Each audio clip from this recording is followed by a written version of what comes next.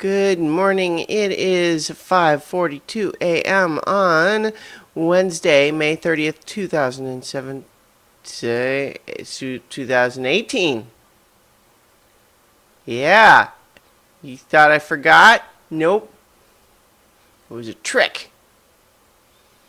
This is a psychological technique to keep you, the audience, off balance. Um, I'm Christiana Ellison. I just got up. This is 5 more minutes. It is you that's off balance, not me. I saw Solo yesterday, and it was pretty good. I find myself, though, in trying to talk about it, feeling a little bit like when I try to decide, like, what do I want to say about it? I don't want to damn it with faint praise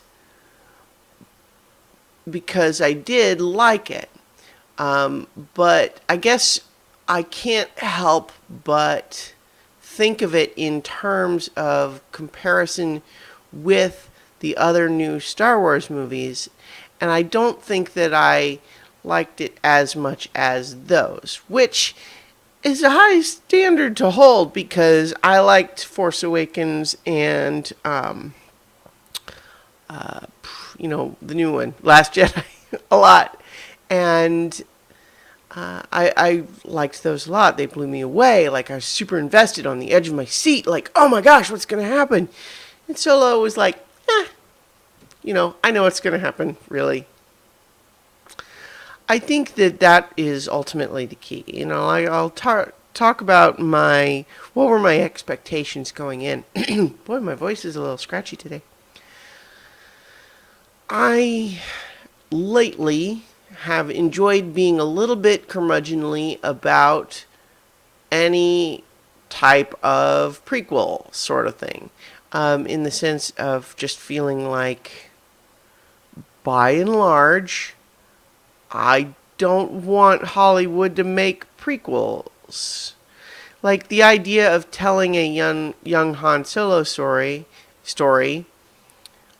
I can't help but, think about all of this and say, out of all the different possible stories you could tell, a young Han Solo movie is pretty low on the list as far as I'm concerned, because anytime you're going to tell a prequel about an established character,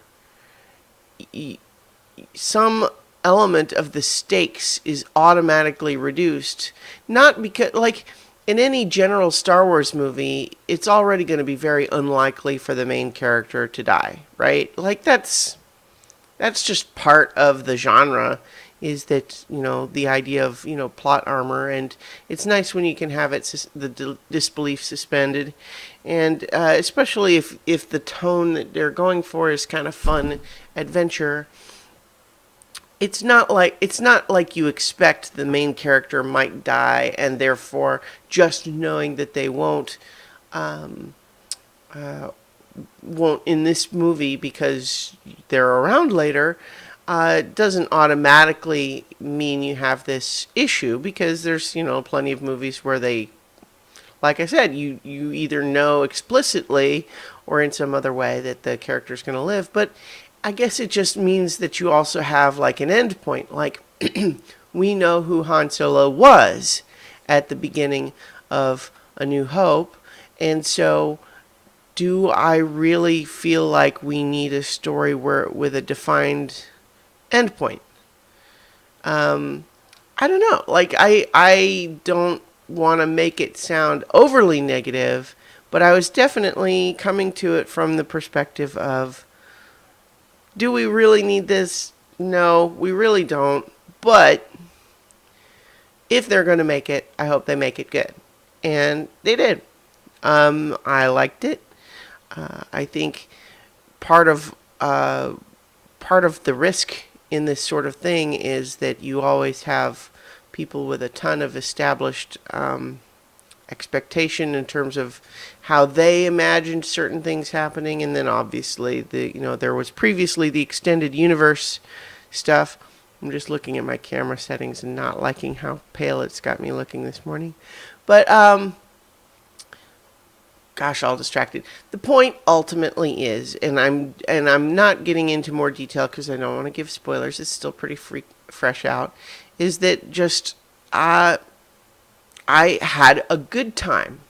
It wasn't like Force Awakens or The Last Jedi where I was like, "What's gonna happen?"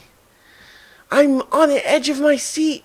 I care so much about these characters and I don't want them to be in danger. What's happening? Like, that's how I felt during those movies. In this one, I'm like, this is fun. And, honestly, that's plenty of value for my movie ticket money.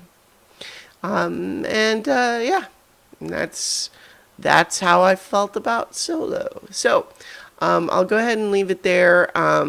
And I'll talk to you all tomorrow for 5 more minutes.